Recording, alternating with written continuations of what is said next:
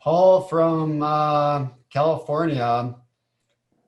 His question kind of revolves around once you have some land. So his question starts off by saying he's making the assumption that flat property is the best for pretty much any structure. But what should he look for in a property that makes dome building less complicated?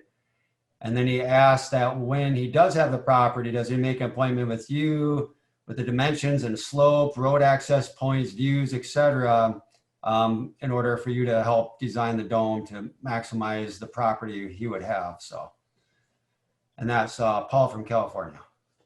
And Paul, if you're on too, and you want to jump in and elaborate on that question, or anybody wants to elaborate on their questions, feel free to jump in. We kind of want a little bit of interaction with people if we're missing your question somehow or misinterpreting what you're asking. So feel free. Yeah, you really want us to know the property that you're building on. You want to know the slope. That's all usually readily available. Just this afternoon, I was dealing with some clients, and I want to see a Google map. I want to see what that says. A lot of times there's a map available that's got contours already on it, and you don't have to do a special contour survey. A couple different clients that we've got that have that. It's U.S. Geological Survey map.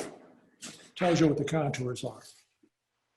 We need to see that. We need to know where your view is, where the terrain is sloping, the prevailing winds, all those different kinds of things that relate to that site plan. And it does have a bearing on designing that dome, building that dome, all these different things relate to that.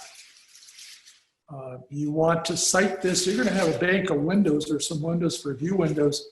We have this large bank of windows that we have here. There's 9 triangles in this grouping of skylights.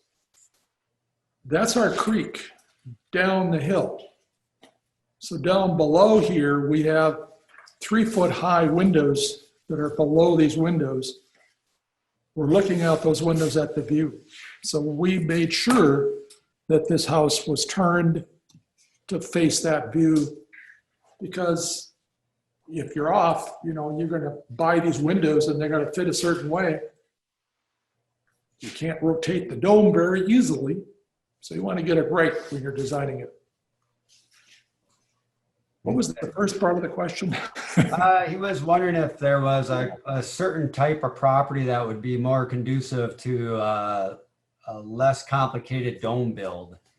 One of my answers would be to that, to have an access to that building site that a semi-truck can bring your dome down to. Now, you may not have the best site. If it's flat and level, there's no trees, you think, oh, it's great for building, but it's not very interesting.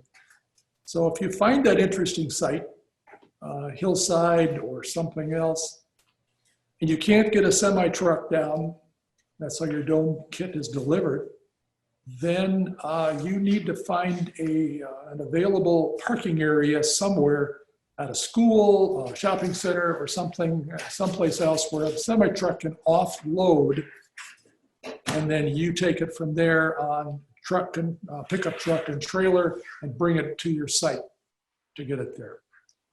So really, yeah, it's nice to build on a flat ground. You can make it flat, but at a certain point, you're gonna have to have, on a slope site, you're gonna have to deal with a crawl space, which is more money, or a full basement if it's a really steep slope, and that's even more money. So the best way to build is, yes, a flat site, but is it interesting? Can be.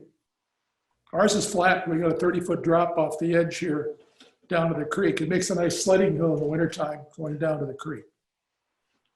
All right, Aaron.